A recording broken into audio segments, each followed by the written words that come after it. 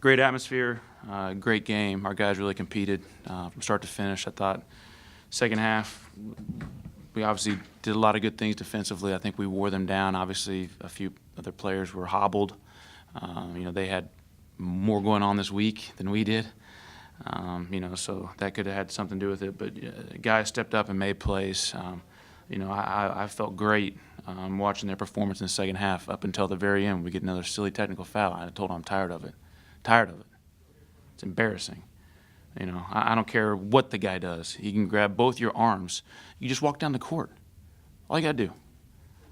So I said I didn't want to be a damper. I said I wasn't going to yell at them. I wanted to blast them because they're all involved, and it's a joke.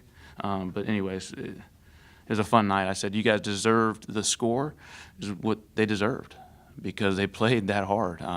We really executed defensively. The ball screens killed us up there. Now we had no energy and no activity up there, but we had all of it tonight. And we obviously made mistakes. We can't play a perfect game, but they were few and far between. And Marcus Bryan made big plays. Jordan Talley made big plays. JSD started the game and made some shots. Devontae had a huge game off the bench, 25 and 16. So I don't know. We only played one game, so I don't know if that's going to have any bearing on Conference Player of the Week. But pretty big game. We only missed 2 shots. Got 16 rebounds, and we won. So we'll see what happens with that.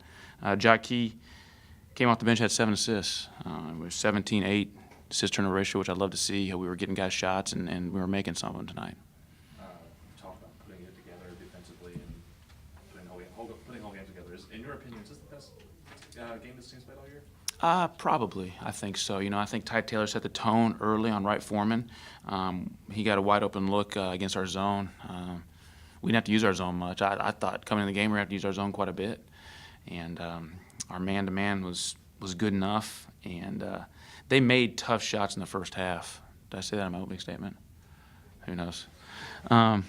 But they missed some open shots too, so I thought it was a wash. We missed some open shots and made some tough ones in the first half also. And I thought in the second half, if we can continue to play defense with the activity that we were doing, it would wear them down and they'd start missing some of the tough shots, which they did. We held them to 31% in the second half. So I thought we did a great job. There's some of their free throw shooters made a bunch of free throws too. I guess 15. We made more than they did, but I think overall it was. Offensively and defense, obviously one of our best performances of the year. You lost to these guys 2 weeks ago by 20 points. Beat them by 21 to come to your place. What was the biggest difference in this game that you? Our energy, defensive intensity, defensive focus, defensive execution. They sort of slowed us up with their defense, both places. I think they actually did a pretty good job tonight of determining where we were supposed to take our shots. A lot of times I like to get the ball where I want to get it, but they did a nice job determining where we were going to shoot it from. And some of the guys were shooting from different locations, and that's why they struggled from the field. So give them credit.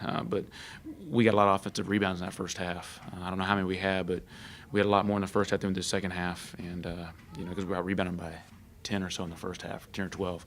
And that was a big difference. They got rebounded by 14 up there. We got rebounded by 15 here. Can you talk about the homecoming atmosphere and how hot that crowd was and how big it was this year? Yeah, it was great. Obviously, I'd have a sellout in the Trask. Everybody raring to go, and we gave them opportunities to cheer. Sometimes you don't want to go out and lay an egg when everybody's ready to cheer for you. And with the homecoming being today or this weekend, obviously all the alumni are coming back to see a nice little contest. And Hofstra's a really good team. They can really score the basketball, and our guys stepped up, and obviously the atmosphere has helped all year in Trask.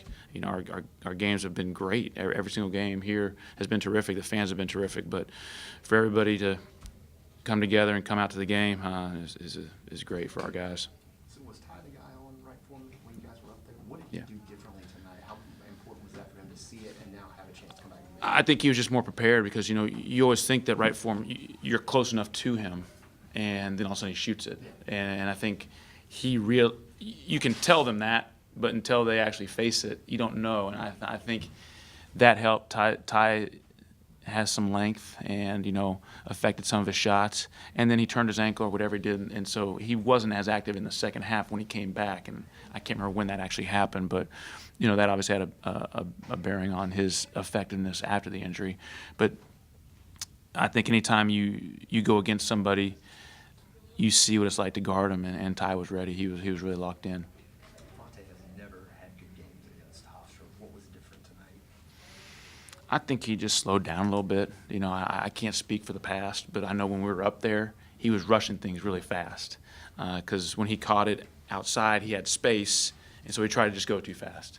And then he was, you know, Goosties does a good job, man-to-man defense in on the block. And so we tried to get Devontae some touches so he can get on the move, as opposed to just banging, banging, banging, or trying to post up low, where Goosties does a nice job bodying.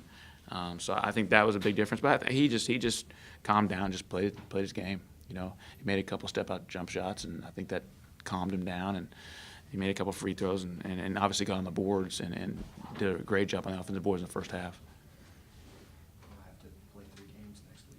How tough is that going to be? Yeah, I mean, it'd be tough, but that's the situation we're in. You know, I mean, we can't control it. All we can do is just get prepared for the first game, and then worry about the next game after that, and worry about the next game after that. You know, we're gonna have to play 3 games in a week at some point. But they're kids. Nobody played so many minutes they should be exhausted. Actually, Ty played 37. Holy cow! But he can do that. He's in great shape.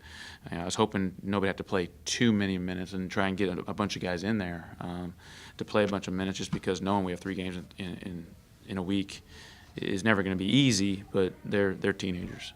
Devontae had to obviously sit tonight because of the technical. Marcus really picked it up there in the first 4 minutes. Yeah. What did you kind of tell him because that's a big battle down the road? Well, we had a game plan offensively, what we want to do against their zone, and we wanted to get it right there and see who was going to guard him. Well, actually nobody guarded him, and so therefore he had space to make some moves, and he scored a couple of baskets and got us off to a good start, and then they went like a 10-0 run, you know, and so the good start didn't last very long, but we didn't panic, and you know, had the lead at halftime. I thought we did a nice job executing offensively.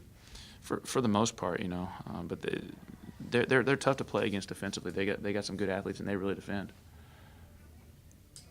CB, you've coached Joel Berry and Jordan Talley, and just from the sidelines watching, there seems some similarities. What, if any, can you tell us about having coached both those guys, about their makeup, how they go about their business? They're both really competitive, and they both want the ball when the game's on the line, or when they need to make a play or stop a run.